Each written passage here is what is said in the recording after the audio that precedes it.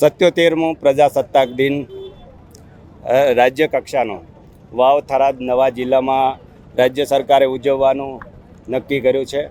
એના અનુસંધાને ચેતક કમાન્ડો ટીમનું આજે આતંકવાદી જ્યારે પણ ગુજરાતમાં કોઈ આવી ઘટના બને ત્યારે આમ જનતા અથવા તો તમામ જે જિલ્લાના તમામ માણસોને ખ્યાલ આવે કે ગુજરાત પોલીસ કેટલી એલર્ટ છે। અમારા ડીજી સાહેબ તથા અમારા એડિશનલ ડીજીપી એટીએસ અને અમારા એસપીસી આપણે ગુજરાતના તમામ જિલ્લામાં આવી મોક ડ્રીલનું આયોજન કરતા હોઈએ છીએ।